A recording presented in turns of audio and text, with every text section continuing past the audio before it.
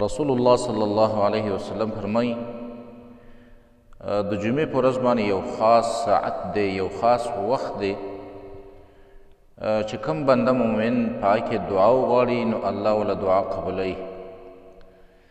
مثلا یو سړی قرضدار دی او په هغه وخت کې د جمعې په ورځ باندې په هغه ټیم کې د الله نه وغوښتل چې الله زما قرضونه خلاص کړي، نو الله به ورته قرضونه خلاص کړي. یا یو سړی بیمار دی او په دغه وخت کې د جمعې په ورځ باندې د الله نه وغوښتل چې یا الله مال صحت راکړي، الله به یې جوړ کړي. یا د یو سړي روزګار او کاروبار نشته دی او د الله نه د جمعې په ورځ باندې په دغه ټیم کې وغوښتل چې یا الله ماله کاروبار راکړي، روزګار راکړي، نوکري راکړي، الله به یې ورته ورکړي. یا د یو بنده دی اولاد یې نشته، بچي نشته او د الله نه سوال وکړو په دغه وخت باندې نو الله به ورله اولاد ورکړي.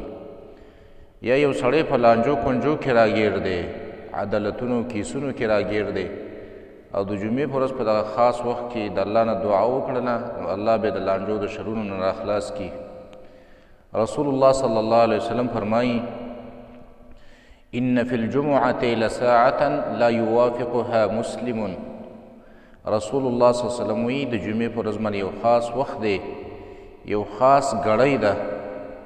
کم مسلمان چې په هغه ټیم کې یسأل الله فیها خیرا د الله نه د خیر سوال وکړي، د حرام او د ګناه سوال ونه کړي بلکې د خیر او د جایز شي سوال وکړي، الا اعطاه مگر الله به دې بنده له ورکړي.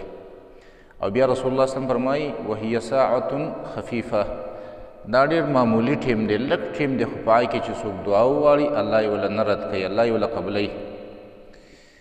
بیا دا کم وخت دی؟ دې کې دوه قوله دي د علماو. یو قول دا دی چې دا وخت چې کله امام د خطبې دپاره کیني، خطبې ته راوځي، خطبې دپاره کیني تر د جمعې د مونځ کېدلو پورې، ختمېدلو پورې، هغه ټیم کې دغه ټیم کې چې څوک څه دعا غواړي الله یې ورله قبلوي. ابي موسی اشعري رضی الله تعالی عنه فرمایي وی ما د رسول الله صلی الله علیه وسلم نه اورېدلي دي د دغه وخت په باره کې، د جمعې په ورځ د دغه ساعت په باره کې چې الله پکې دعا قبلوي.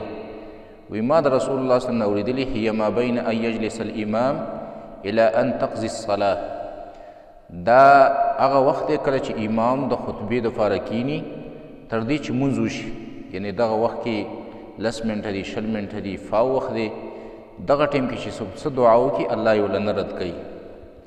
دویم قول دا دی چې دا وخت د جمعې په ورځ باندې د مازدیګر هغه اخرنۍ ګړۍ ده، د مازدیګر نه وروستو هغه اخرنی ټیم دی.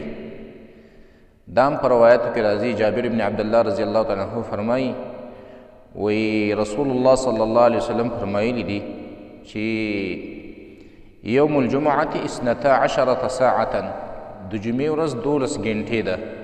فیها ساعة، په دې جمعه کې یو ساعت دی، لا یوجد عبد مسلم یسأل الله شیئا الا آتاه ایاه. کم مسلمان چې په دغه ساعت کې څه شی وغواړي د الله نو الله یې ورکوي. او بیا رسول الله صلی الله علیه وسلم وفرمایل چې فلتمسوها آخر ساعة بعد العصر، تاسو دغه ټیم هغه اخرنی ساعت لټوئ د مازدیګر د مانځه نه وروستو. هغه ټیم دی دا چې الله پکې دعاګانې نه رد کوي، والله پکې دعا د بنده قبلوي.